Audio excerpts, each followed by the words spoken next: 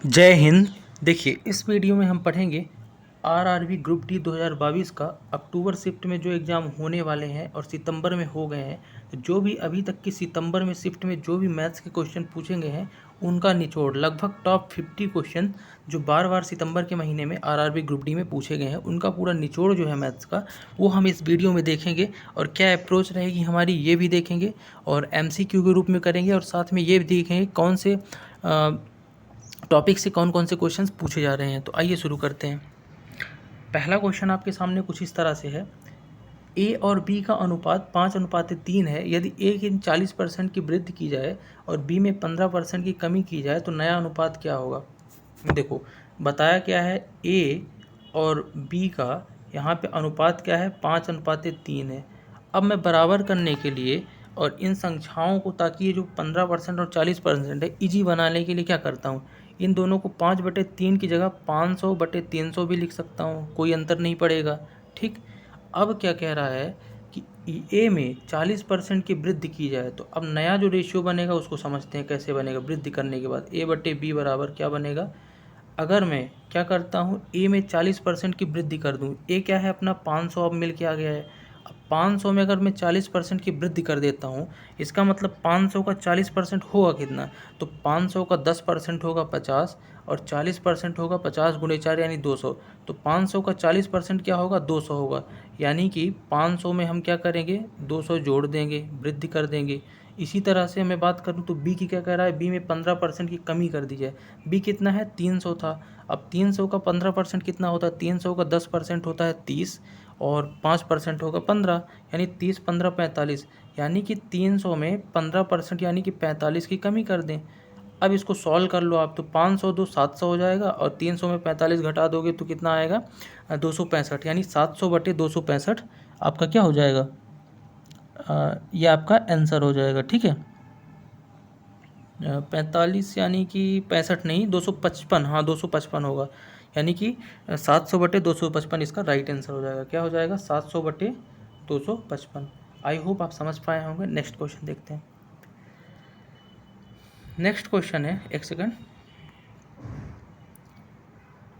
Next question क्या कह रहा है, कह रहा है कि 9,000 रुपये मूलधन का 10% वार्षिक ब्याज की दर से 2 वर्ष के लिए चक्रवृद्धि ब्याज, कौन सा ब्याज, CI, किसकी बात कर रहा है, CI की। अब मूलधन कितना दिया है, 900 दिया है, आर दिया है रेट 10% और टाइम दिया है 2 वर्ष। कैसे करेंगे आइए समझते हैं।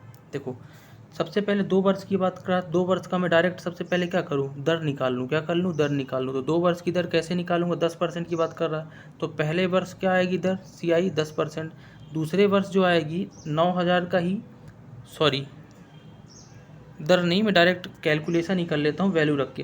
तो पहले साल जो आएगी 10% के हिसाब से देखा जाए तो पहले साल 9,000 मूलधन अगर है तो उसका 10% कितना होगा, ये होगा 900। कितना होगा, 900। अब दूसरे साल भी देखा जाए तो 9,000 का 10% पहले तो 900 होगा, लेकिन दूसरे साल में CI है यानी चक्र घूम रहा है, तो 9,000 का तो लेंगे ही 900 10%, लेकिन पहले साल का जो ब्याज आया उसका भी 10% लेंगे और इसका 900 का 10% होगा 90। कितना होगा, 90। अब सबको जोड़ लो तो 900 9 1800 18 और 1800 प्लस 90 यानी कितना हो जाएगा, 1890। तो राइट आंसर क्या आ जाएगा, चक्रवृद्धि ब्याज टोटल कितना आ जाएगा, 1890। आई होप समझ पाए होंगे आप। ठीक है, चलिए नेक्स्ट क्वेश्चन की तरफ बढ़ते हैं। नेक्स्ट क्वेश्चन आपका ये वैल्यू वाला दिया हुआ है, कौन सा, वैल्यू वाला। ठीक है, कैसे लिखा है वैल्यू, समझो। लिखा है 5 का क्यूब प्लस 27 प्लस 10 का क्यूब, ये क्यूब है। ठीक है, 10 की पावर 3 यानी 5 की पावर 3 प्लस 27 प्लस 10 की पावर 3। नीचे लिखा है 5 की पावर 6 प्लस 3 का क्यूब प्लस 4। अब इसको सिंप्लीफाई करना है, तो कैसे करोगे समझो। देखो, सबसे पहला काम क्या कर लेते हैं, लिख लेता हूँ मैं यहाँ पे। ये हो जाएगा 5 का क्यूब और ये हो जाएगा 27 यानी 3 का क्यूब लिख सकते हैं। ये हो जाएगा 10 का क्यूब। ठीक, बटे नीचे क्या हो जाएगा, 5 की पावर 6 है, क्या है, 5 की पावर 6 है, प्लस 3 की पावर 3 है, प्लस क्या है यहाँ पे 4 की पावर 4 है, यानी इसको 2 की पावर 2 लिख सकता हूँ। अब एक चीज़ देखो, ये जो है 10 की पावर 3, तो इसको मैं क्या लिख सकता हूँ, इसको मैं 2 गुणे 10 की 5 की पावर 3 भी लिख सकता हूँ। क्या लिख सकता हूँ, अगर मैं चाहूँ तो ये ना लिख के मैं क्या लिख सकता हूँ, दो की पावर 3 प्लस 5 की पावर 3। क्यों ऐसा लिख सकता हूँ? क्योंकि दो गुणे ये जो होगा, एक सेकंड, ये गुणे में है पूरे चिन्ह, याद रखिएगा। सॉरी, ये सब चिन्ह किस में है? गुणे में है। किस में है? इनटू में है। इनटू में चिन्ह हो जाएंगे। किस में हो जाएंगे? इनटू में, याद रखना, ठीक है। इनटू में ये चिन्ह होगा, इनटू में, ठीक। एक बार मिटा के लिख देता हूँ, ज़्यादा बेटर रहेगा। एक सेकंड, चिन्ह थोड़ा सा गड़बड़ हो गया। देखो, ये गुणे में चिन्ह है, क्या है? इनटू है। चलो समझते हैं। देखो, सबसे पहले हो जाएगा 5 की पावर 3 गुणे 3 की पावर 3 हो जाएगा 27 का। फिर इसका गुणे हो जाएगा क्या? 10 की पावर 3 को मैं लिख सकता हूँ 2 की पावर 3 गुणे 5 की पावर 3। क्यों लिख सकता हूँ? 2 पंचे 10 होता है, ठीक है। अब बटे में क्या है? 5 की पावर 6 है गुणे 3 की पावर 3 है प्लस 2 की पावर क्या है? 2 है। अब सिंप्लीफाई कर दो। कैसे करोगे? अब ये देखो, यहाँ पे 3 की पावर 3 है, 3 की पावर 3 से कट गया। अब यहाँ पे 5 की पावर 6 है, यहाँ 3 है, तो 3 पावर चली जाएगी। तो नीचे अब क्या बचेगा? नीचे बचेगा 5 की पावर 3 बचेगा। 3 पावर तो ये कट गई, ठीक है। उसके बाद अगर अपन और देखते हैं तो यहाँ 2 की पावर 2 है और यहाँ 3 है, तो 2 की पावर 2 यानी 2 ही ऊपर बचेगा। और ये 5 की पावर 3 और 5 की पावर 3 ये क्या हो जाएगी? ये कट जाएगी, जो 5 की पावर 3 बच रही है। यानी कि सब कुछ कटने के बाद जो आपका बचेगा वो क्या बचेगा? एक तो आपका 2 बचेगा,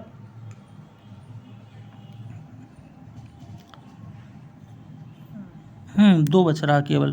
क्या बच रहा? 2 बच रहा। 2 के अलावा तो और कुछ बच नहीं रहा। तो इस तरह से आप सिंप्लीफाई कर लोगे, ठीक है। नेक्स्ट क्वेश्चन देखते हैं। अब थोड़ा स्पीड बढ़ाएंगे।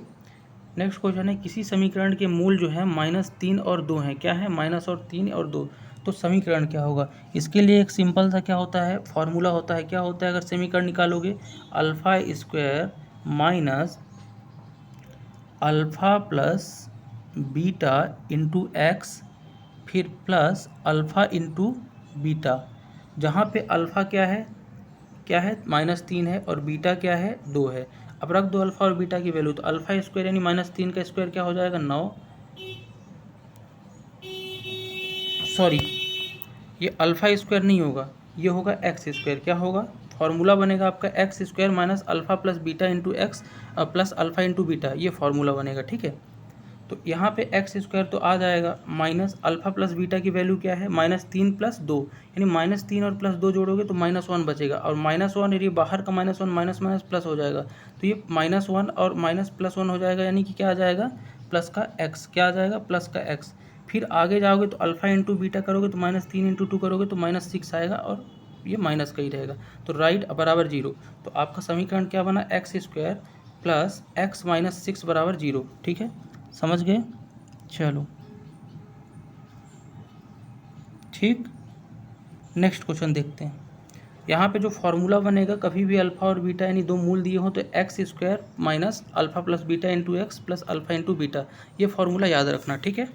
नेक्स्ट देखते हैं। नेक्स्ट क्या है? 24, 42, 48 का एलसीएम एक ज्ञात करो। तो एलसीएम यानी बताना है, बहुत ही आसान क्वेश्चन था। चाहे तो आप एलसीएम इस तरह से बना के लिख दो 24, 42, 48, या फिर आप कॉमन लेके लिख सकते हो प्राइम फैक्टराइजेशन मेथड से। कैसे? अब देखो, इन तीनों में कॉमन क्या है उसको पहले निकाल लो। इन तीनों में कॉमन क्या है? देखो, 6 सत्ते 6 कॉमन है, मुझे तो 6 दिख रहा। अगर मैं 6 निकाल लिया तो अब यहाँ पे क्या बचा? 4 बचा। क्या बचा? 4। क्या बचा? 4। यहाँ पे क्या बचा? 7 बचा। यहाँ पे क्या बचा? 8 बचा। अब और देखो क्या कॉमन है? 3 में 4 कॉमन है, तो मैं एक बार 4 लिख लेता हूँ। 7 तो लिखना पड़ेगा, इसमें कुछ कॉमन है नहीं।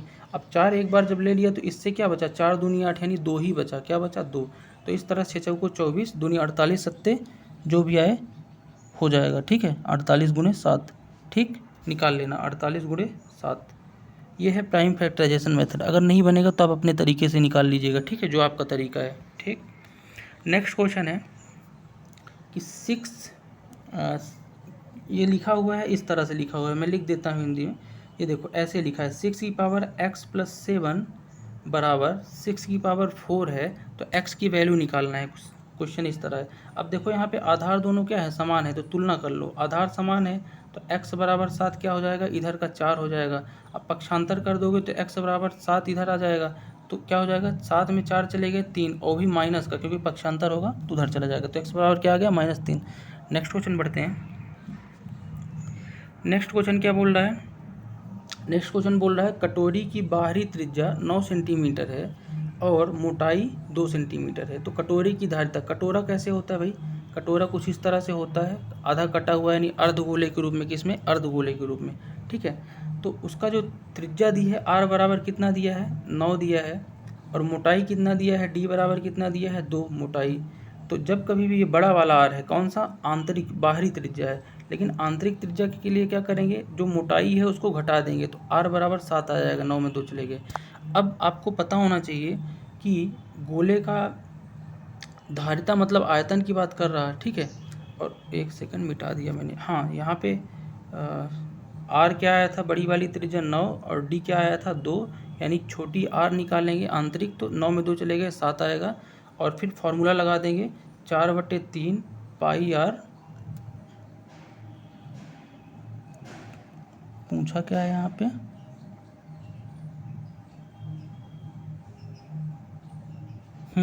पूछा है गोले का, ठीक है। तो 4/3 पाई आर क्यूब हो जाएगा। लेकिन यहाँ पे बात किसकी कर रहा है, कटोरे यानी अर्धगोले की, कटा हुआ। तो अब क्या होगा, दोनों आर को अपन घटा लेंगे और घटा के लिखेंगे, कैसे आएगा, 4/3 पाई, ये हो जाएगा बड़ा वाला आर का क्यूब माइनस छोटा वाला आर का क्यूब, इस तरह से, क्योंकि अर्धगोले की बात कर रहा है। अब इसको आप सॉल्व कर लेना, आर रख के, बड़ा वाला आर 9 है, छोटा वाला 7 है, रख के सॉल्व करना। नहीं बनेगा तो बताना, फिर से बताऊंगा, ठीक है। आंसर ज़रूर बताना पिछले वाले क्वेश्चन को मुझे, ठीक है। नेक्स्ट क्वेश्चन है कि एक व्यक्ति जो है 30 किलोमीटर पर आवर की रफ्तार से चलता है, 90 किलोमीटर जाता है और वापस 60 किलोमीटर पर आवर की रफ्तार से आता है। कहने का मतलब ये कि 30 किलोमीटर पर आवर की रफ्तार से चलता है और 90 किलोमीटर जाता है, डिस्टेंस तय करता है, बट वापस उसी 90 किलोमीटर को जब आता है तो रफ्तार बढ़ा के 60 किलोमीटर कर देता है। तो औसत चाल बताओ। तो ऐसे क्वेश्चनों के लिए औसत चाल क्या होती है आपको ये बताना है, ठीक है।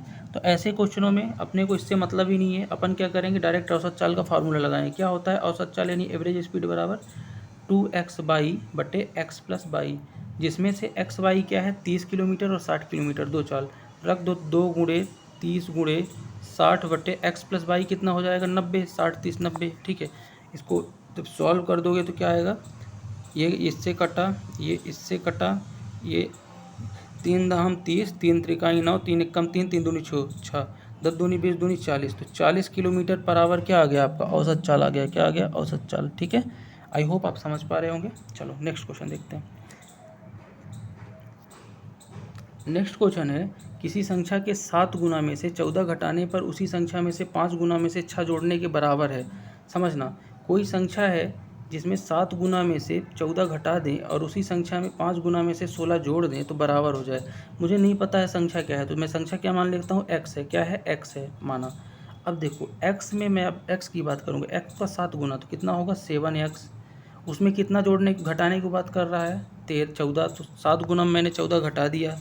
फिर कह रहा है, क्या कह रहा है फिर, कि उसी संख्या को बराबर होना चाहिए किसमें, जब 5 गुना, यानी 5 गुना एक्स क्या होगा, 5x, और 6 जोड़ दो, यानी कुछ इस तरह से बात कह रहा है। 7x - 14 बराबर 5x + 6 है ना, और x निकालना है तो निकाल ही लोगे। इसको इधर पक्षांतर कर दो, तो 7x - 5x बराबर, ये इधर चला जाएगा तो प्लस में हो जाएगा, 14 6 20, यानी 7 में 5 चले गए तो 2x बचा, 2x बराबर 20 आया। तो x बराबर क्या आ जाएगा, 10 आ जाएगा, 20/2, ठीक है। नेक्स्ट क्वेश्चन बोल रहा है कि ए और बी की आयु का योग 26 साल है। 3 वर्ष पहले ए और बी की आयु का अनुपात 3:2 था। तो ए और बी का वर्तमान आयु बताइए। देखो, ए और बी की जो वर्तमान आयु का योग कितना है, a + b कितना है, 26 है। कितना है, 26 है। अब कह रहा 3 वर्ष पहले की बात कह रहा, कितना कह रहा, 3 वर्ष पहले योग क्या था, योग था, सॉरी योग नहीं, अनुपात था 3:2। तो मैं क्या करूं, अब मुझे ये पता है कि वर्तमान आय का योग उनका 26 है, तो मैं एक काम करता हूं, मैं इनका 3 वर्ष पहले की आय का योग निकाल लेता हूं। क्या कर लेता हूं, 3 वर्ष पहले आय का योग। अब एक बात बताओ, अगर वर्तमान में 26 है तो 3 वर्ष पहले कितना होगा, 20 होगा। क्यों होगा, क्योंकि दोनों की 3-3 साल आयु घट जाएगी योग में से, यानी ए का भी और बी का भी 3-3 साल घटेगा दोनों का, क्योंकि 3 साल घट रहा है लेकिन दोनों का घट रहा है ना, तो दोनों को जोड़ेंगे, जोड़ने का है। तो अब 26 से 20 आ गया। अब 20 से किसका आय का योग है, ए और बी का कितने साल, 3 साल पहले का है, और जिसका रेशियो भी दिया है, कितना रेशियो दिया है, 3:2 दिया है। अब मैं मिटा रहा हूँ, देखो, यानी कि अपना 3 साल पहले का ए और बी का रेशियो क्या आ गया था, 20 आ गया था। अब इसकी मैं बात कर लेता हूँ। तो 3 साल पहले अनुपात क्या दिया था, 3x दिया था और 2x दिया था ए और बी का, और उसका एज भी दिया है, मतलब योग भी दिया है। तो जोड़ लो। कैसे जोड़ोगे, ए और बी को 3x 2x को जोड़ोगे तो 20 आना चाहिए। अब 5x बराबर क्या हो जाएगा 20, तो x बराबर आ जाएगा 4। अब जो भी पूछे आप निकाल सकते हो। देखो पूछा क्या है, सबसे पहले तो आप इसकी 3 साल पहले क्या है निकाल लो। 4 है तो 4 तें ये 12 हो जाएगा, और ये क्या हो जाएगा 8। अब कह रहा है कि ए की वर्तमान बताओ, तो वर्तमान ये 3 साल पहले की थी, तो वर्तमान क्या हो जाएगी, 12 में 3 जोड़ोगे 15, 8 में 3 जोड़ोगे 11, तो ए की 15 और उसकी 11। ठीक है, नेक्स्ट क्वेश्चन बढ़ते हैं। नेक्स्ट क्वेश्चन है, किसी बेलन का आधार का व्यास 12 सेंटीमीटर है, ऊंचाई 14 सेंटीमीटर है, तो बेलन का आयतन बताओ। बहुत ही सिंपल क्वेश्चन है, बहुत ही सिंपल अप्रोच रहेगा। देखो व्यास दिया है, व्यास से अपन बेलन का पहले आयतन बताओ क्या होता है, तो आयतन बराबर बेलन का क्या होता है, एक सेकंड देखो, बेलन का आयतन का फार्मूला क्या होता है आपको ये बताना है। ठीक, तो पाई आर स्क्वायर एच क्या होता है, पाई आर स्क्वायर एच। अब यहाँ पे देखो पुट कर दो सब वैल्यू, तो पाई बराबर 22/7 आर स्क्वायर, यानी देखो व्यास कितना दिया है 12, तो आर क्या हो जाएगा, व्यास का आधा होता है, तो आर कितना हो जाएगा 6। अब 6 का स्क्वायर 36 होगा, और एच 14 दिया है। सॉल्व कर लो, 7 कम 7, 7 दूनी 14। अब जोड़ दो, 22 गुणे 36 गुणे 2 जोड़ लेना, जो जोड़ोगे वही आपका आंसर हो जाएगा। ठीक है, नेक्स्ट क्वेश्चन। नेक्स्ट कह रहा है कि समीकरण के मूल जो है -1 और 2 हैं, क्या है, अल्फा और बीटा क्या है, -1 और 2। और समीकरण जो है 2x² + px + q है, तो इसमें से 3p - 2q की वैल्यू बताना है। क्या करना है, 3p - 2q की वैल्यू बताना है। यानी समीकरण भी दिया है, उसके अल्फा बीटा भी दिए हैं, लेकिन वैल्यू किसकी बताना है, 3p - 2q की। कैसे बताओगे, आइए देखते हैं। सबसे पहले अपन क्या करेंगे, जो समीकरण है उसमें वैल्यूओं को पुट करना शुरू करेंगे। क्या करेंगे, पुट करना। कैसे पुट करेंगे, आइए देखते हैं। देखो सबसे पहले मैं पुट करूँगा क्या, -1। क्या पुट करूँगा, -1। और जब -1 पुट करूँगा समीकरण क्या बनेगा समझना। x बराबर जैसे ही मैंने -1 पुट किया, क्या किया, पहला वाला मूल, तो जैसे ही -1 मैंने पुट किया, देखो इधर पुट कर देता हूँ, तो x बराबर -1 पुट किया, तो ये क्या हो जाएगा, x स्क्वायर है, -1 का स्क्वायर क्या होगा, 1 ही होगा, तो यहाँ क्या आएगा 2, क्या आएगा 2। ठीक है, इसके अलावा फिर देखते हैं अगर, तो ये क्या है, px है, तो x की जगह -1 रखेंगे तो ये -p हो जाएगा, है ना। क्या हो जाएगा, ये -p हो जाएगा। फिर q है, तो q ही रख देते हैं, बराबर कितना 0 है। अब देखो इस तरह से जब करेंगे तो p + q बराबर क्या अपने को मिलेगा, यहाँ से अब चिन्ह को पक्षांतर करेंगे तो किस तरह से ये होगा, एक सेकंड, ये हो जाएगा। अगर मैं 2 को इधर ले जाता हूँ तो ये क्या देगा मुझे, 2 को इधर ले जाऊँगा तो ये देगा, यानी कि ये हो जाएगा q - p बराबर 2। क्या हो जाएगा, q - p बराबर 2। अब मैं यहाँ लिख देता हूँ दोनों समीकरण। पहला समीकरण क्या मिला, एक सेकंड, पहला समीकरण मिला q - p बराबर कितना 2, समीकरण नंबर 1। फिर दूसरा इसी तरह से मैं x बराबर अब 2 पुट कर देता हूँ। क्या पुट कर दूँगा, 2। जैसे ही x बराबर 2 पुट करूँगा तो क्या समीकरण देगा, 2 करोगे तो 4 हो जाएगा स्क्वायर, 4 दूनी 8 हो जाएगा। ठीक, 8। फिर px में करोगे तो 2p हो जाएगा, और q बराबर 0। अब 8 को उधर ले जाओगे तो क्या होगा, -8 हो जाएगा, और ये क्या हो जाएगा आपका q। 1 मिनट मिटा के बताता हूँ, ये थोड़ा सा ज़्यादा वो हो गया है इसलिए समझ में नहीं आ रहा होगा। चलिए मिटा के बता देता हूँ। देखो सबसे पहले अपन क्या पुट करेंगे, x बराबर -1 पुट करेंगे तो क्या मिलेगा अपने को, कौन सा समीकरण मिलेगा, इधर लिखते हैं। यहाँ से ये हो जाएगा 2,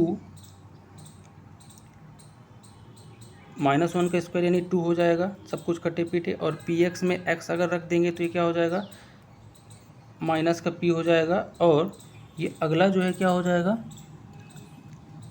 अगला हो जाएगा प्लस का q बराबर 0। ठीक है, नेक्स्ट समीकरण अगर देखें तो x बराबर जैसे ही 2 रखेंगे तो ये क्या हो जाएगा समीकरण, 2 दूनी 4 दूनी 8, यहाँ रखेंगे तो ये क्या देगा 2p + q। ठीक है, बराबर 0। अब क्या कर दें, अगर मैं दोनों पक्षों में माइनस चिन्ह कॉमन ले लेता हूँ, यहाँ भी माइनस, यहाँ भी माइनस, यहाँ, तो ये कट जाएगा। क्या होगा, q से q कट जाएगा, और ये माइनस माइनस है, और 2p और 3p, यानी क्या हो जाएगा, ये 3p बराबर, अगर मैं इसको इधर ले जाता हूँ तो 8 में 2 गए 6, तो 6 आएगा, और प्लस का आएगा उधर था, तो p बराबर क्या आ गया, 6/3 यानी 2, तो p की वैल्यू 2 आ गई। क्या आ गई, p की वैल्यू 2। ठीक है, इतना समझे। अब p की वैल्यू 2 आई है जो, तो इसको यहाँ पे रख देंगे किसी में समीकरण में, तो p की वैल्यू जैसे 2 रखेंगे ना यहाँ पे, तो ये -2 होगा, और 2 - 2 क्या हो जाएगा 0। तो q बराबर क्या आ जाएगा आपका 0 आ जाएगा, ठीक। q बराबर क्या आ जाएगा 0। तो p बराबर अगर 2 आया तो इसकी वैल्यू क्या देगा 6 देगा, क्या देगा डायरेक्ट अगर यहाँ पे पुट कर देंगे p और q की वैल्यू तो 6 देगा, ठीक है। नेक्स्ट देखते हैं, नेक्स्ट क्वेश्चन है आपका 3 घंटे में आर एक बंदा है जो 3 घंटे में एक सूट सिलती है, जबकि पी जो है 2 घंटे में एक सूट सिलती है, ठीक है। दोनों प्रतिदिन 6 घंटे अगर काम करते हैं तो 52 सूट का ऑर्डर जो मिला है वह कितने दिनों में पूरा होगा अगर दोनों एक एक दिन काम करें। कहने का मतलब इनको 52 सूट का ऑर्डर मिला है, जबकि आर जो है एक बंदी जो 3 घंटे में केवल एक सूट सिलती है, और बी दूसरी जो है पी जो 2 घंटे में एक सूट सिलती है, दोनों 6 घंटे काम करती हैं। तो 52 सूट का ऑर्डर कितने दिन में पूरा करेंगी आपको ये बताना है, ठीक है। देखो समझते हैं, सबसे पहले आर का लिख लेते हैं। आर का क्या बताया है, आर का बताया है ये जो है 3 घंटे लगाती है एक सूट में, और पी जो है 2 घंटे लगाती है। दोनों का एलसीएम ले लो तो कितना आएगा 6 आएगा, क्या आएगा दोनों का एलसीएम 6 आएगा। बट यहाँ पे एलसीएम आपको लेके करना है, इफ़िशियंसी निकालना है, तो ये टोटल वर्क एक तरह से होगा लेकिन वैल्यू में नहीं होगा। तो आर की इफ़िशियंसी क्या आ जाएगी 6/3 करोगे 2 आ जाएगी, और पी की क्या आ जाएगी 6/2 करोगे 3, यानी ये जो है 2 सूट बनाएगी और ये 3 सूट बनाएगी, ठीक है। अब जब इनकी इफ़िशियंसी मिल गई तो अब इनको काम करवा दो। अब काम अपने पास यूनिट में कितना था 52 सूट थे, कितने थे 52, और दोनों मिलके कितना करते हैं 5 सूट करते हैं, कितना 5 सूट, तो 52/5 कर दोगे। लेकिन साथ में ये कह रहा है कि दोनों जो है एक एक दिन काम करते हैं, यानी एक दिन एक करेगा तो एक दिन एक, यानी आर एक दिन करेगा तो फिर दूसरे दिन पी करेगा, ऐसा कर करके। तो अपन एक साथ कराएंगे, लेकिन करा के जो भी वैल्यू आएगी उसको डबल कर देंगे, क्योंकि अल्टरनेट कर रहे हैं। तो देखोगे तो 15 हम 50, यानी ये 10 तक कटेगा, फिर बचा कितना 2 अपना बच जाएगा। अब 2 जो बचेगा तो वो 2 काम कौन करेगा, वो 2 काम करेगा सामने वाला, यानी अगला वाला जो बच गया इन दोनों के बाद, तो पी करेगा। यानी कि 10 तो आएगा ही, लेकिन 10 के अलावा जो आएगा वो भी कुछ और आगे वैल्यू आएगी। अब वो क्या आएगी 2 यूनिट है, और उस 2 यूनिट को अगली वाली कौन काम करेगा, तो अगली वाली को करेगा ये पी। जब पी करेगा तो 3 के हिसाब से करेगा, तो 2/3 हो जाएगा, यानी कि 10 सही 2/3 दिन, ठीक है। इस तरह से लगेगा, ठीक है, समझ गए। सॉरी 10 सही 2/3 नहीं, इसका डबल हो जाएगा, कितना डबल हो जाएगा, यानी कि 20 दिन और 2/3 दिन, ठीक है। इस तरह से हो जाएगा। डबल क्यों हो रहा है, क्योंकि एक एक दिन काम कर रहे हैं, ठीक। नेक्स्ट क्वेश्चन देखते हैं कि 3600 का 3 वर्ष 4 महीने के लिए साधारण ब्याज 840 है। अब देखो समय क्या दिया है टोटल 3 वर्ष 4 महीने, यानी कि कितना 12 3 36 4 40, 40 महीने दे दिया है। और मूलधन कितना दिया है 3600, साधारण ब्याज कितना दिया है 840। तो आर निकालना है, कैसे निकालोगे, बहुत ही सिंपल है, हम सिंपल फार्मूले से निकालेंगे। आपको पता है साधारण ब्याज बराबर क्या होता है, 840 दिया है, और साधारण ब्याज बराबर होता है मूलधन गुणे दर गुणे समय। मूलधन 3600 दिया है, दर आर मान लेता हूँ निकालना है, समय कितना दिया है, समय 3 वर्ष 4 महीने दिया है। अब 3 वर्ष 4 महीनों को मैं कन्वर्ट कर लेता हूँ, कैसे कन्वर्ट करूँगा, देखो 3 वर्ष 4 महीनों को मैं कन्वर्ट कर सकता हूँ 3 वर्ष प्लस 4 महीनों को मैं 4/12 लिख देता हूँ, इसलिए क्योंकि आपको पता है एक साल में 12 महीने होते हैं। तो इसको काटोगे तो 4 एकम 4, 4 3 12, यानी कि 3 त्रिकाई 9, 1 10/3, यानी आपको 10/3 वर्ष टोटल समय मिला। अब ये 10/3 जो आया है 1 मिनट मिट गया है, फिर से लिख देता हूँ 840, यानी साधारण ब्याज बराबर मूलधन 3600 गुणे दर आर गुणे समय कितना आया था 10/3 वर्ष। अब 10 ऊपर रहेगा लेकिन 3 नीचे आएगा, और 100 जो होता है फॉर्मूले में होता है मूलधन गुणे दर गुणे समय बटे 100, ठीक है। इस तरह से बन गया। अब आर निकाल लो सब कुछ करके हल करके, तो 0 0 कटे 0 0। अब ये जो है 3 एकम 3, 12 3 36, यानी 12 धाम 120 बचा, 120 को इधर ला दोगे 0 0 काटोगे 12 एकम 12, 12 7 84, यानी आर बराबर कितना आ गया, आर बराबर 7% पर ईयर आ गया, ठीक है। आई होप आप समझ पा रहे होंगे क्वेश्चन। चलो अगला क्वेश्चन देखते हैं, स्पीड बढ़ानी पड़ेगी थोड़ा सा। एक्स वाई बराबर 48, एक्स माइनस वाई बराबर 13 है, तो एक्स और वाई की वैल्यू निकालो, ठीक है। बहुत सिंपल है, सिंपल तरीके से लॉजिक लगाओ। देखो एक्स इंटू वाई बराबर कितना है 48 है। अब ये 48 किस किस का कंडीशन में होता है, 12 चौको 48 होता है, यानी एक्स और वाई की वैल्यू 12 4 रखूँगा तो 12 और 4 रखूँगा 13 नहीं आएगा, तो कुछ बड़ी रखना पड़ेगा, डेफिनेटली x बड़ा रखना पड़ेगा। आप देखोगे तो 16 3 48 भी होता है, यानी 16 गुणे 3 रख सकते हो 48, और 16 में अगर 3 को घटाओगे जो x माइनस वाई बोल रहा है तो 13 आएगा, यानी कि x और y की वैल्यू क्या मिल गई आपको, 16 और 13। ठीक है, नेक्स्ट देखते हैं कि सुषमा के पिता की आयु 60 वर्ष है, जो सुषमा की आयु की दोगुनी से 2 वर्ष अधिक है, 20 वर्ष अधिक है, तो सुषमा की आयु, अब सुषमा के पिता कितने साल के हैं, 60 साल के हैं, सुषमा की आयु बताना है, लेकिन एक कंडीशन भी दिया है कि सुषमा के जो पिता हैं सुषमा से 2 गुने से भी 20 वर्ष बड़े हैं। तो अगर मैं मानता हूँ कि सुषमा जो है 20 साल की है, तो 20 साल का 2 गुना कितना होगा, 40, और 40 में 20 जोड़ोगे तो क्या आएगा, 60, यानी कि सुषमा 20 साल की है ना। इसको ऐसे भी समझ सकते हो कि अगर सुषमा के पिता 60 साल हैं तो दोगुना से 20 वर्ष अधिक है, यानी कि सबसे पहले 20 घटा दो इसमें से अधिक वालों को, तो 40 आया। अब 40 का दोगुना, यानी सुषमा के पिता दोगुना है 40 होने में भी, तो 40 का 1 गुना 20 होगा, तो 20 सुषमा की आय होगी। किसी भी तरह से क्वेश्चन को कर सकते हो, ऑप्शन से भी क्वेश्चन कर सकते हो, अगर ऑप्शन रहेगा तो। बहुत ईजी क्वेश्चन था। नेक्स्ट क्वेश्चन देखते हैं। 2400 का 5% वार्षिक ब्याज की दर से 2 वर्ष का चक्रवृद्धि ब्याज, अब फिर चक्रवृद्धि ब्याज आ गया, 2 वर्ष का है, पहला वर्ष दूसरा वर्ष, कैसे करोगे, 2400 है, 5% है, तो पहले साल में 5% ही निकलेगा, तो 2400 का 5% कितना होगा, 2400 का 10% होता है 240, और 5% हो जाएगा 120। इसी तरह से फिर से दूसरे साल के लिए भी इसका 5% 120 होगा, बट दूसरे साल में पहले साल का 120 का भी 5%, यानी पहले साल के ब्याज का भी जोड़ना पड़ता है, तो 120 का 5% कितना होगा, 120 का 10% होगा 12, 5% होगा 6, अब सबको जोड़ लो, तो 120 + 120 + 6 यानी 240, 246, तो 246 इसका चक्रवृद्धि ब्याज आ जाएगा। ठीक है, नेक्स्ट क्वेश्चन देखते हैं।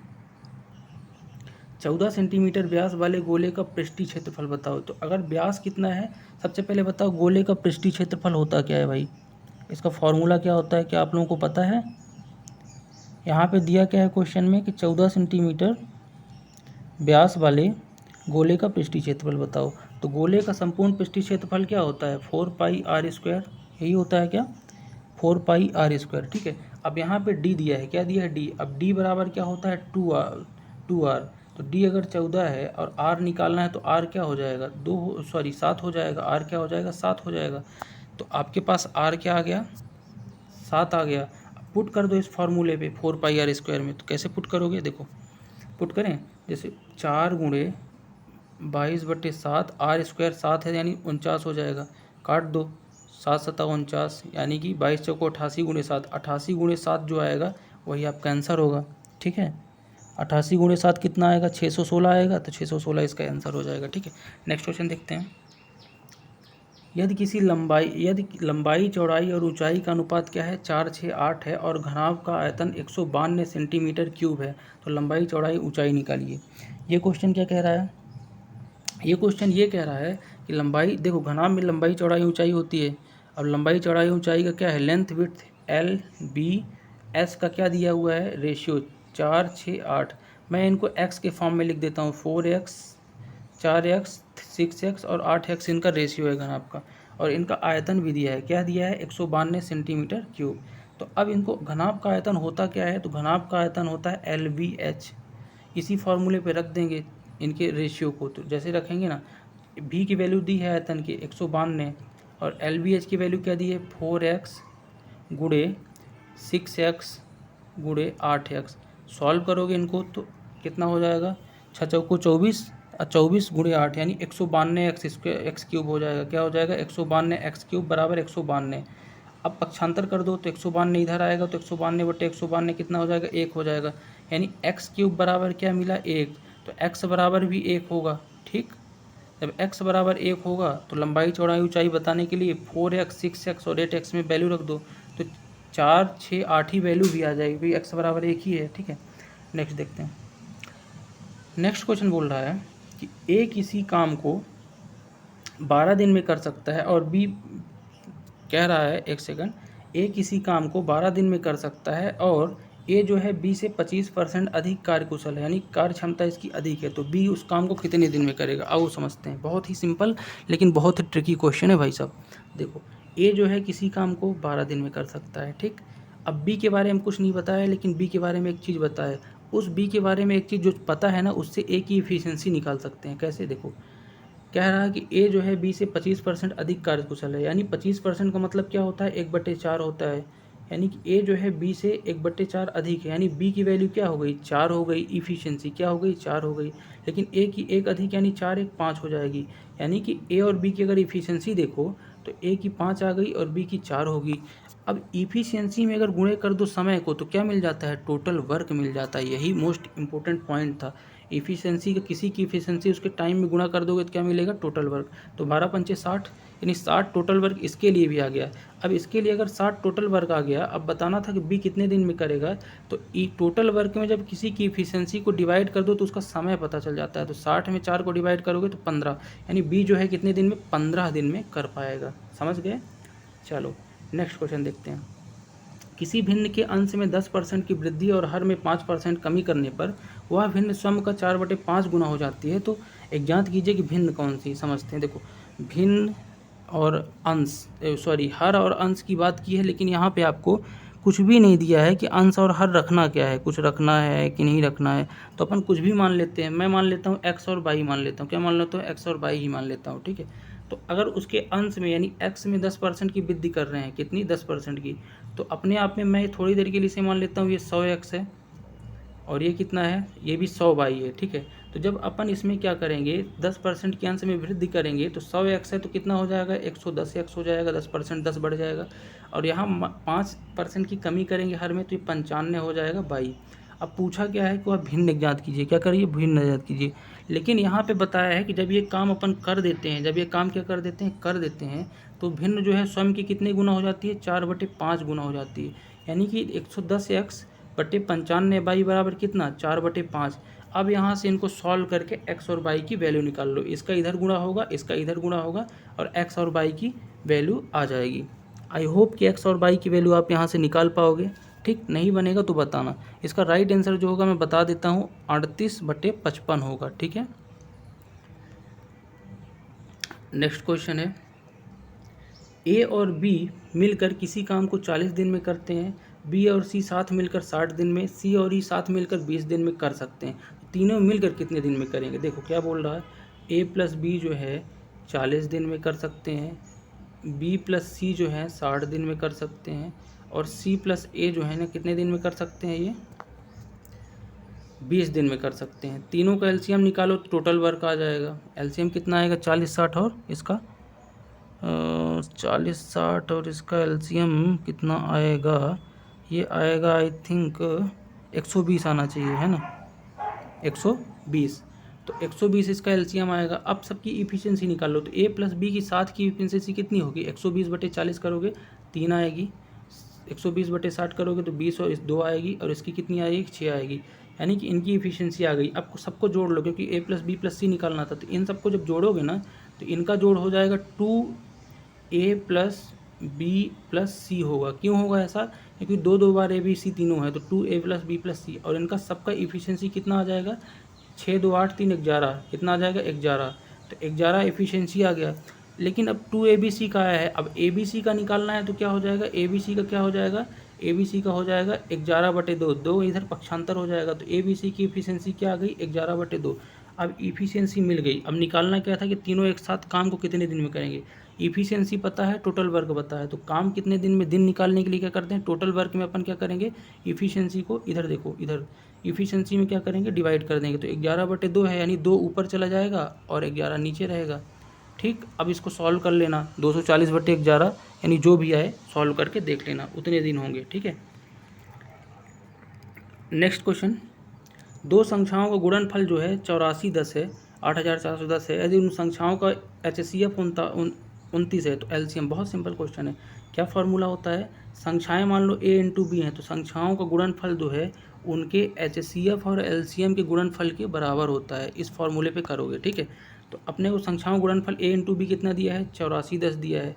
HCF एंड एलसीएम कितना है, तो HCF दिया है 29, बट एलसीएम नहीं दिया है, एलसीएम निकालना है। तो एलसीएम कैसे निकालेंगे, 29 को जो दिया है इधर तो पक्षांतर कर देंगे इधर, तो 29, 8410/29 काट दो, काटोगे तो आपका क्या आ जाएगा, क्या आ जाएगा, एलसीएम आ जाएगा। जब 8410/29 करोगे तो क्या आ जाएगा, 290 आएगा एलसीएम, क्या आएगा, 290।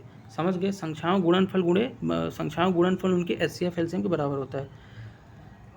नेक्स्ट, 3 कुर्सियों और 2 मेज़ का मूल्य 700 है, 5 कुर्सी 3 मेज़ का मूल्य 1100 है, तो 1 कुर्सी और 2 मेज़ का मूल्य बताओ। बहुत ही इंपॉर्टेंट क्वेश्चन है, लेकिन समझोगे नहीं तो नहीं बनेगा, समझना पड़ेगा इस क्वेश्चन को अच्छे तरीके से, ठीक है। समझो, मैं कुर्सी को x मान लेता हूँ, क्या मान लेता हूँ x, और मेज़ को y मान लेता हूँ, ठीक है। अब क्वेश्चन को करते हैं। देखो क्या कह रहा है, शुरू में 3 कुर्सी और 2 मेज़ का मूल्य दिया है, तो मैं लिख देता हूँ सबसे पहले 3x प्लस 2 मेज़ यानी 2y बराबर 700 इनका दिया है, समीकरण नंबर 1। फिर कह रहा कि 5x और 3y बराबर 1100, क्योंकि कुर्सी फिर से बात कर रहा, तो 5x प्लस 3y बराबर 1100, ये क्या आ गया, समीकरण नंबर 2। अब इन दोनों को सॉल्व करोगे किससे, क्रॉस मल्टीप्लिकेशन मेथड से। तो मैं अब मिटा रहा हूँ, इसको ध्यान से देख लेना, ठीक है, या फिर इधर लिख देता हूँ, रुको इधर लिख देता हूँ। देखो जब इसको सॉल्व करोगे तो क्रॉस मल्टीप्लिकेशन मेथड ये कहता है कि इस नीचे वाले का 5 का इन पूरे में गुणा होगा और ऊपर वाले 3 का इन नीचे समीकरण 2 में होगा, यानी 5 का समीकरण एक पूरे में और 3 का समीकरण 2 में पूरे में करो होगा। तो कैसे होगा समझो, देखो 5 का इसमें करेंगे तो 5 3 15x होगा, फिर 5 का 2y में होगा तो 10y होगा, फिर 5 का इधर होगा तो 3500 होगा, 700 में कितना होगा 3500, याद रखना 3500। अब इसी तरह 3 का इसमें करोगे तो 5 में नीचे वाले में तो 15x ही हो जाएगा, और 3 त्रिकाई 9y हो जाएगा प्लस का ये, और ये 3 11 3 3300 हो जाएगा। अब जब इसको सॉल्व करोगे ना तो 15x से 15x कट जाएगा, माइनस अगर चिन्ह लगा दोगे हर जगह, और 10y से अगर एक बार 9y चलेगा तो y बचा, और y बराबर 3500 जो आया, तो इससे आप 11 3 3300 घटा दोगे 200, तो y की वैल्यू क्या आ गई, 200 आ गई। अब y की वैल्यू जो 200 आई, तो y क्या था, y मेज था। अब सब मिटा रहा हूँ, ठीक है। देखो y की वैल्यू कितनी आई, 200 आई। अब y मेज था, अब x की वैल्यू निकाल लो। तो x की वैल्यू कैसे निकालोगे, जो अपना समीकरण था उसी से निकलेगी। अब समीकरण क्या बना था अपना, पहला किसी भी समीकरण से निकाल सकते हो। 3x प्लस 2y बराबर क्या बना था समीकरण, 700। तो इससे जब निकालोगे, किसी से भी आप निकाल सकते हो, आ जाएगा। तो y की वैल्यू पुट कर दोगे तो 3x बराबर y या 200 रखोगे, 2y है, 2 दूनी 400 हो जाएगा, 400 बराबर 700।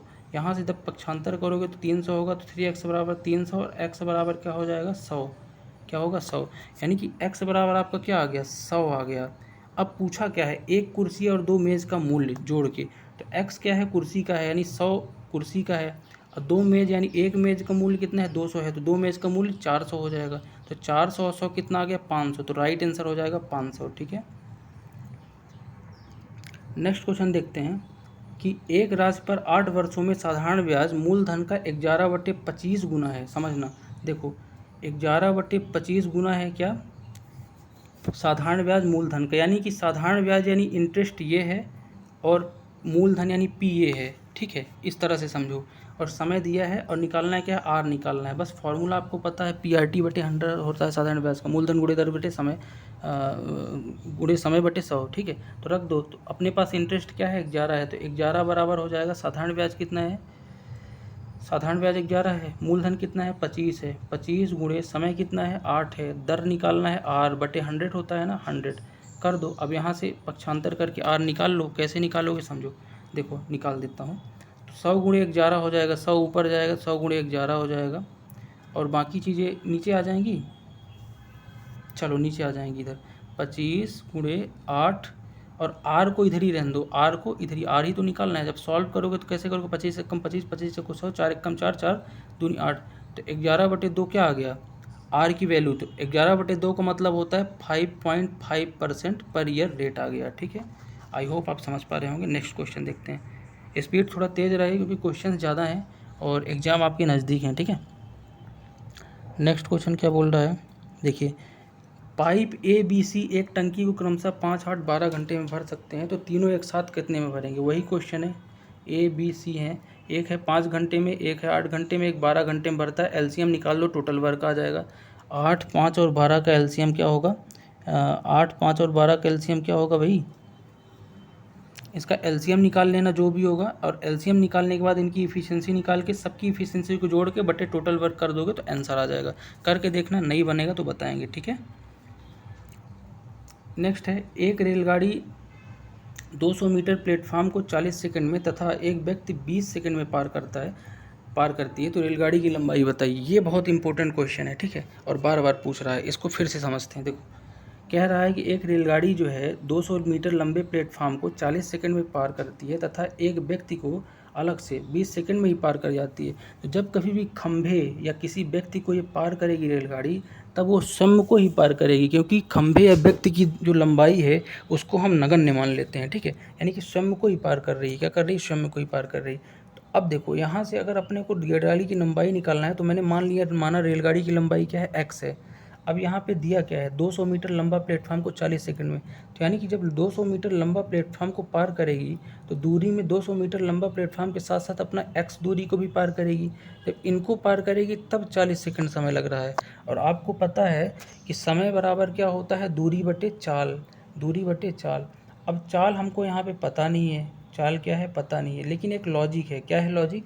यहाँ पे क्वेश्चन ऑप्शन से आप कर सकते हो। कैसे कर सकते हो? देखो समझो, अगर 40 सेकंड टोटल लग रहे हैं, 40 सेकंड क्या है? टोटल लग रहे हैं, लेकिन अगर वही रेलगाड़ी 20 सेकंड में क्या किसको पार करती है?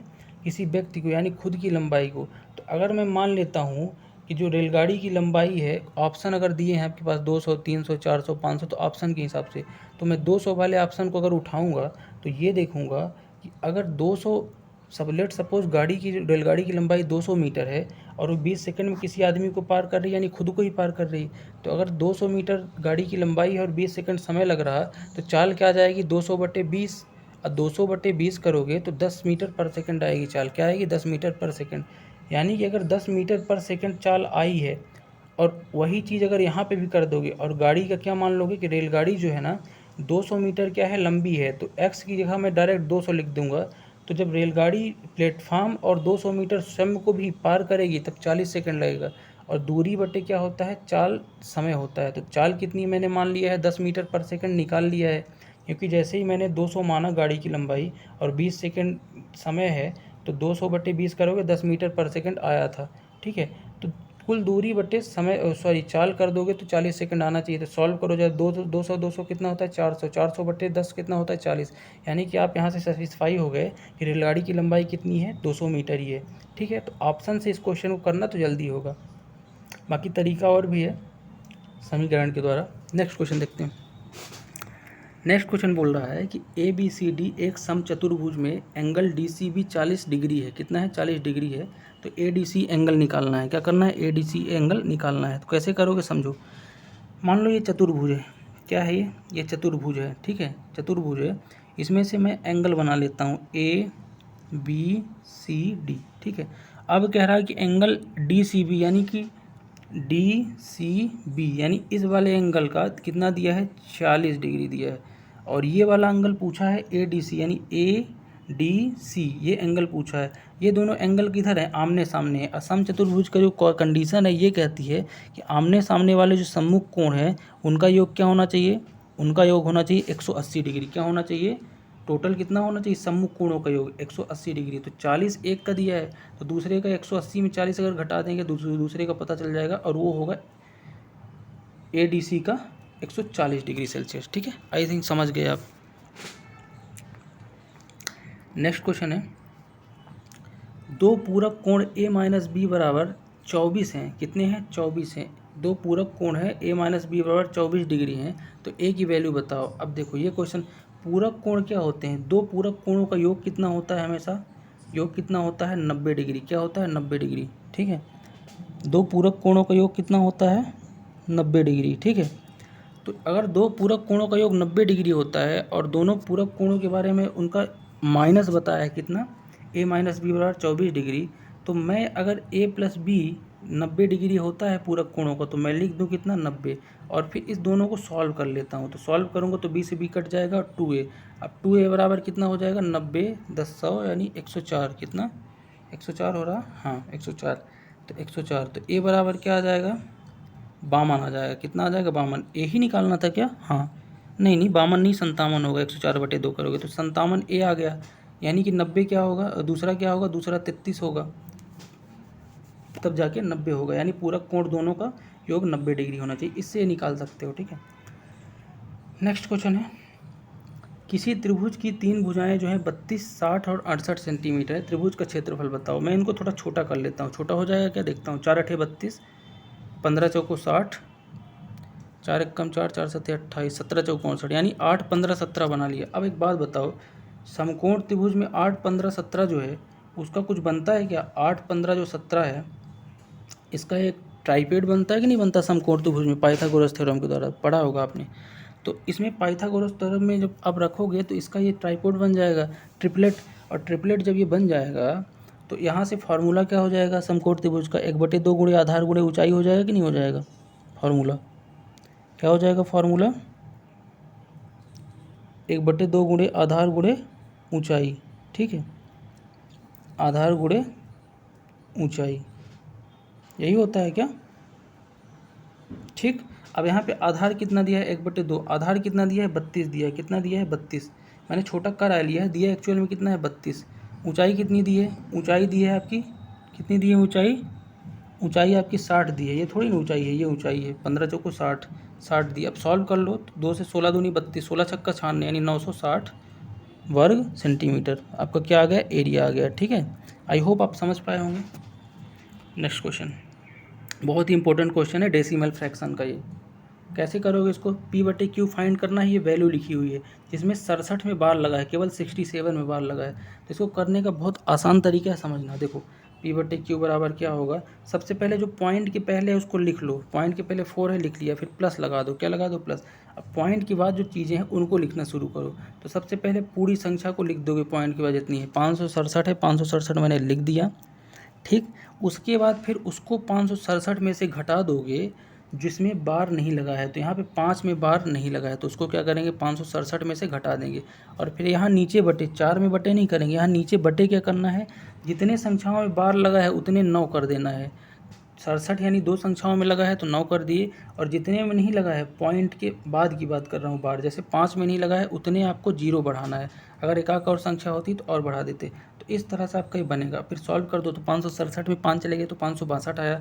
4 सही 562 बटे 990। अब इसको सॉल्व कर दो, हो जाएगा तो कट जाए तो कर सकते हो और छोटा 592। आई होप समझ पाए होंगे। नेक्स्ट क्वेश्चन देखते हैं कि एक ट्रेन की चाल 36 किलोमीटर पर घंटा है और वह किसी खंभे को 80 सेकंड में पार करती है। ट्रेन की लंबाई बताइए। सेम क्वेश्चन रिपीट हो गया है कि अगर किसी ट्रेन की चाल जो है 36 किलोमीटर पर घंटा है और सेकंड समय जो दिया है किस में टाइम दिया है? सेकंड में। तो सबसे पहले अपन इसको किस में बदलेंगे?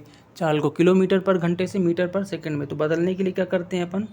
5/18 का गुणा करते हैं। किसका? 5/18 का, तब ना मीटर पर सेकंड में बदलेंगे। तो 18 दूनी 36, यानी क्या आ गया? 10, यानी 10 मीटर पर सेकंड क्या आ गई? 10 मीटर पर सेकंड क्या आ गई? रेलगाड़ी की चाल। अब समय कितना दिया? 80 सेकंड। तो गुणा कर दो। आपको पता है कि जब समय गुणे चाल करेंगे तो क्या मिलेगा अपने को? डिस्टेंस यानी डी मिलेगा। तो 80 गुणे 10 कर दोगे तो 800 मीटर क्या मिल जाएगा? रेलगाड़ी की दूरी, दूरी नहीं, रेलगाड़ी की लंबाई। ठीक है, नेक्स्ट क्वेश्चन है x² - 11/2x + 6 है और उसका मूल। तो देखो ये कुछ स्टैंडर्ड क्वेश्चन है। x² - 11/2x + 6 बराबर 0 है, इसका मूल निकालना है। तो कैसे करोगे? सबसे पहले सिंप्लीफाई कर लो। तो x² माइनस ये जो है इधर जाएगा तो 2x² इधर भी गुणा होगा, इधर भी होगा, तो क्या होगा? ये हो जाएगा आपका 2x² - 11x और इधर होगा तो 6 दूनी 12 बराबर 0। तो उस तरह कुछ बन जाएगा। अब आराम से निकाल लोगे आप। सबसे पहले बीच वालों को तोड़ोगे गुणनखंड से। कैसे तोड़ोगे? तो 12 दूनी 24 होना चाहिए और जब प्लस या माइनस करो तो 11 ही आना चाहिए। तो कैसे करोगे? तो ये टूटेगा 2x² - 8x - 3x + 12। अब देखो 8 त्रिक क्या होता है? 24, यानी 12 दूनी 24 हो रहा और 8 3 11 भी हो रहा। तो यानी ये आपका आ गया। अब यहाँ से -8x और 3x से यही मूल हो जाएंगे। -8 और -3 मूल है, बट ये जो चिन्ह है ना ये माइनस में नहीं प्लस में होगा। किस में होगा? चिन्ह हमेशा बदल जाता है जब अंतिम मूल निकालोगे। तो 8 और -3 नहीं, 8 और 3 यहाँ पे क्या हो जाएंगे? मूल। तो फाइनल मूल क्या होंगे? 8 और 3। आगे बढ़ा के इसको निकाल भी सकते हैं अपन, ठीक है। आगे जो इनका गुणनखंड आएगा क्या आएगा? इनका गुणनखंड आएगा x - 3 और x - 8। तो यहाँ से जब करोगे x - 3 बराबर 0 और x - 8 बराबर 0, तो ये क्या देगा? x बराबर 3 देगा और x बराबर 8 देगा, ठीक है। बट याद रखना यहाँ पे बटे 2 है, तो जब कभी भी गुणनखंड निकालोगे तो x माइनस क्या होगा 3 और x माइनस 8 होगा, लेकिन जब मूल निकालोगे तो बटे 2 भी करोगे, क्या करोगे 3/2 और 8/2। ठीक है, ये चीज़ याद रखना। नेक्स्ट क्वेश्चन है, कुछ ही क्वेश्चन अपने बचे हैं। ए किसी काम को 12 दिन में, बी किसी काम को उसी काम को 20 दिन में करता है, दोनों एकांतर यानी एक दिन करें, पहले एक दिन करे फिर दूसरे दिन दूसरा करे, ऐसा। तो काम की शुरुआत बी करता है तो कितने दिन में काम समाप्त होगा, समझते हैं। ए जो है 12 दिन में कर सकता है, बी जो है 20 दिन में कर सकता है, और 20 और 12 का जो एलसीएम होगा वो क्या होगा, बताओ क्या होगा। 20 और 12 का एलसीएम होगा 60, क्या होगा 60। अब 60 एलसीएम आ गया यानी टोटल वर्क आ गया। इफिशिएंसी निकालोगे 60/12 यानी 5 और 20 यानी 60, यानी 5 और 3 इसकी इफिशिएंसी आ गई ए बी की। 5 3 दोनों को जोड़ दोगे तो 8 होता है प्लस बी की इफिशिएंसी। बट करते क्या हैं, 60 यूनिट काम कराना है, लेकिन ये एक एक दिन करते हैं, तो अपन जो भी निकालेंगे फाइनल उसमें 2 का गुणा करेंगे, क्योंकि 2 दिन के मिला के ए और बी जो है 2 दिन में मिल के 8 यूनिट करेंगे, क्योंकि एक एक दिन कर रहे हैं, समझ रहे हो। चलो, तो 60 यूनिट के लिए क्या करेंगे, 8 सत्ते 56, यानी कि 7 दिन जाता है। जब 7 दिन जाएगा तो इसको क्या बोलेंगे अपन, डबल बोलेंगे 14 दिन, क्योंकि एक एक दिन कर रहे हैं तो 14 दिन तो ये करेंगे। उसके बाद बची कितनी यूनिट, 4 यूनिट बची, और 4 यूनिट को अगला कौन करेगा, शुरुआत कौन करता है, 3 करता है, तो 3 करता है तो 4 यूनिट में से 3 यूनिट 3 कर जाएगा, और जब 3 यूनिट 3 कर जाएगा यानी एक दिन और जुड़ गया, यानी 15 दिन आ गया। अब 15 दिन आ गया लेकिन 1 यूनिट और बचा है, और वो 1 यूनिट कौन करेगा, ए करेगा, तो 1/5 हो जाएगा, यानी इसका आंसर होगा 15 सही 1/5 दिन। कितना, 15 सही 1/5 दिन। आई होप आप समझ पा रहे होंगे। चलो नेक्स्ट क्वेश्चन, वितरण, बहुत इंपॉर्टेंट क्वेश्चन है, मोस्ट इंपॉर्टेंट। ठीक है, वितरण में बहुलक जो है, बहुलक को अपन डिनोट करेंगे जेड से। मध्यिका, बहुलक जो है इतना है और मध्यिका 24 है। ठीक है, निकालना क्या है, माध्य यानी एक्स बार निकालना है। कैसे निकालोगे समझो, देखो बहुलक बराबर यानी जेड बराबर क्या होता है, एम मैंने इसको मध्यिका बोली है, जेड बहुलक है, और एक्स बार क्या है, माध्य है, क्या है एक्स बार, याद रखना।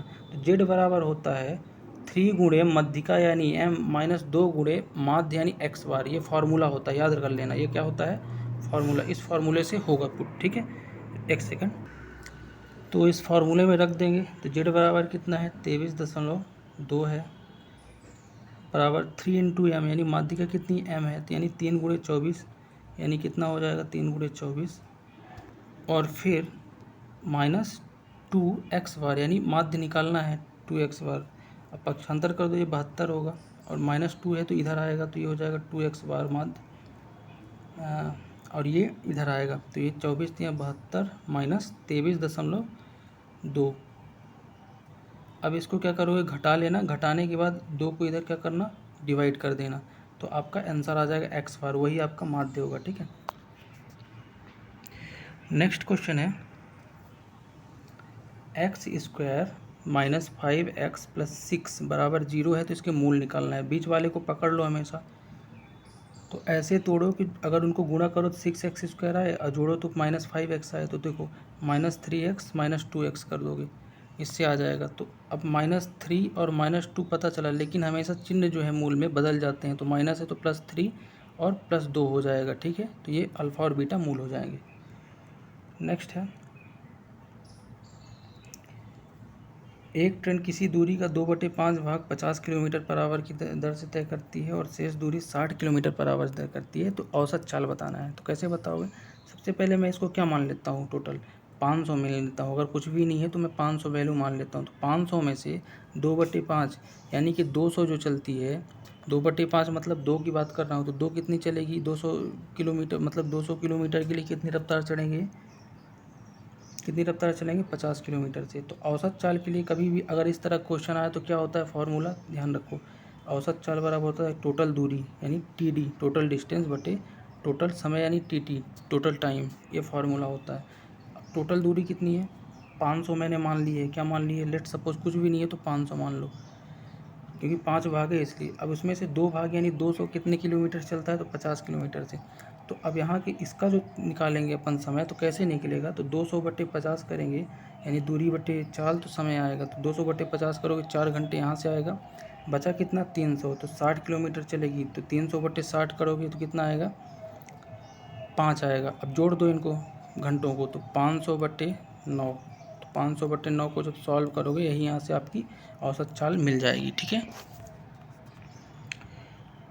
नेक्स्ट क्वेश्चन है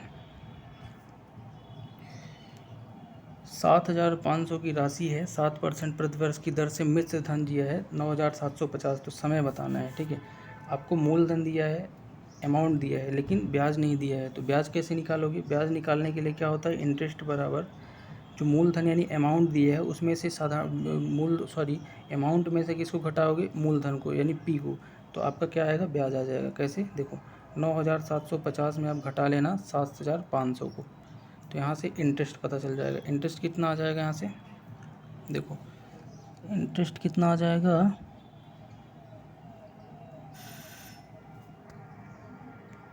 इंटरेस्ट आ जाएगा 2250। अब इंटरेस्ट पता चल गया यानी आप कुछ भी निकाल सकते हो। अब निकालना क्या था? समय निकालना था। फॉर्मूला क्या होता है साधारण ब्याज का? मूलधन गुणे दर गुणे समय बटे 100।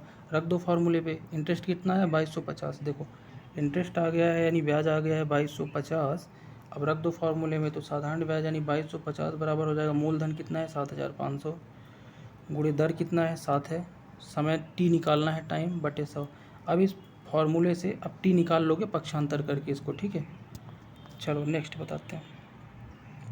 नेक्स्ट क्वेश्चन है फार्मूले पे बेस्ड है। फार्मूला क्या लगा है इसमें?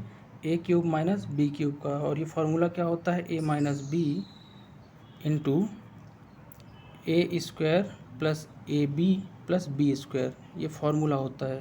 फिर से लिख देता हूँ, a³ माइनस b³ बराबर होता है a minus B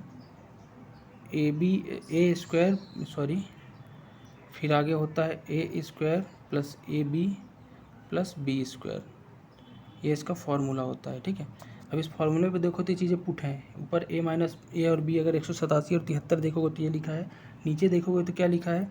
a² plus ab plus b² ही लिखा है। तो जब कभी भी इस फार्मूले में पुट करोगे तो a² plus ab plus b² जब इसको एक्सपेंड करोगे इस तरह, तो a माइनस बी यानी बचेगा, और a² plus ab plus b² ये, और इससे कट जाएगा यानी a माइनस बी ही बच जाएगा फाइनल। और a माइनस बी क्या है? 187 माइनस 73 है। 187 माइनस 73 इसका आंसर आ जाएगा जो भी होगा। ठीक है,